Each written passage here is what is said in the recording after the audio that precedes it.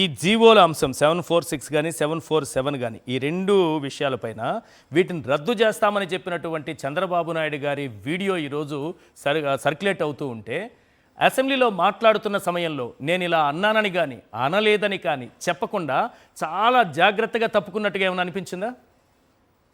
ఇప్పుడు మూడే పాయింట్లు సూటిగా ఇంకో మతంలో అయితే ఇలా చేయగలరా అని ప్రశ్నించారు డిప్యూటీ సీఎం గారు. సేమ్ కానీ ఇంకో మతంలో అయితే వీళ్ళు ఇలా మాట్లాడలేరు.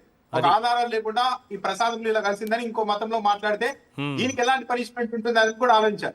రెండు, చంద్రబాబు నాయుడు గారు ఈరోజు ఏం చెప్తున్నారు, నేను కళలో కూడా 7 కొండల గురించి నెగిటివ్ గా మాట్లాడలేదు కానీ నా మీద ఏదో ప్రచారం చేస్తున్నారని చెప్పారు. వీడియోలు ఉన్నాయి, మామూలు ఏదో పత్రికల్లో రాసింటే వక్రీకరించానన్నాను.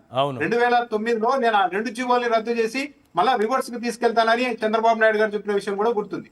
ఇంకొకటి, పవన్ కళ్యాణ్ గారు అయోధ్యకు పంపిన లడ్డూల్లో స్వచ్ఛమైన నెయ్యి కలిపారని నేను క్యాబినెట్ లో ఉండగా వరుస పెట్టి నాకు మెసేజ్లు వచ్చాయి అని వాటిని ఎలా చెప్తారు అలా అంటున్నారు. అంటే వీళ్ళు ఒక ఫిక్స్ అయ్యారు, సార్ కల్తీ జరగలేదు అంటే వీళ్ళు ఒప్పుకోవడానికి వాళ్ళ మనసు ఒప్పుకోవడం లేదు.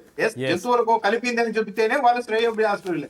అంటే వీళ్ళ ఉద్దేశాలు ఏంటి, తిరుమల లడ్డు కల్తీ అయిందని ప్రచారం జరగాలి, అదే నిజమని నమ్మాలి, అదే మాకు ఆనందం ఇస్తుంది అన్నట్టుగా మాట్లాడుతున్నారు. ఇది పూర్తిగా బాధ్యత రాహిత్యం కదా.